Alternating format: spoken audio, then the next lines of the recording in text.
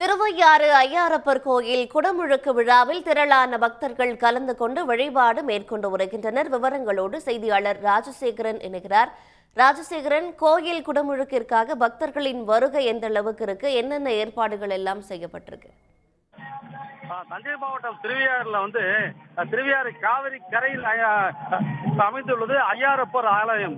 இந்த ஆலயம் 1000 ஆண்டுகளுக்கு முன்பு மன்னர்கள் ஆட்சி காலத்தில் கட்டப்பட்ட மிகவும் பழமையான கோயிலாகும். இந்த கோயில் சுற்றி விமான கோபுரம், மூலவர் கோபுரம் உள்ளிட்ட 10 கோபுரங்களுக்கு இருக்கிறது.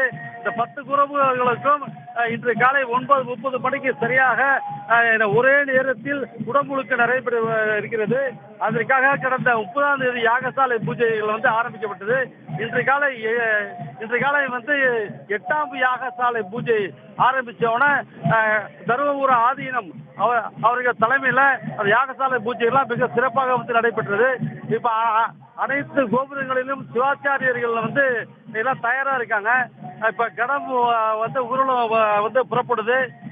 புறப்பட்டவன் தொடர்ந்து ஒரு 9:30க்கு மிக சரியாக 9:30 மணி அளவில் அனைத்து கோபுரங்களுக்கும் குடமுழுக்கு நன்னீராட்டு பெருவிழா கோலாகலமாக நடைபெற உள்ளது.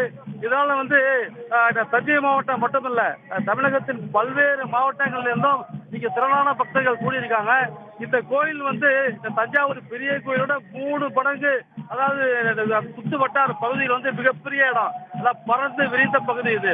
இதுல இங்க சுத்தி 4 புறமும் மக்கள், பல்லாயிரக்கணக்கான பக்தர்கள் இங்க நின்று அது கோபுரத்துல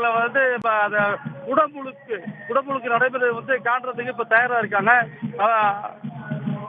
நாதஸ்வரம் முழக்கம், அனைத்து இசை நிகழ்ச்சிகளும் நடைபெற்று இருக்கிறது.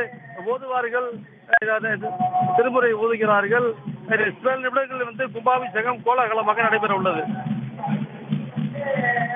ராஜசேகரன், விவரங்களை வழங்கியமைக்கு நன்றி.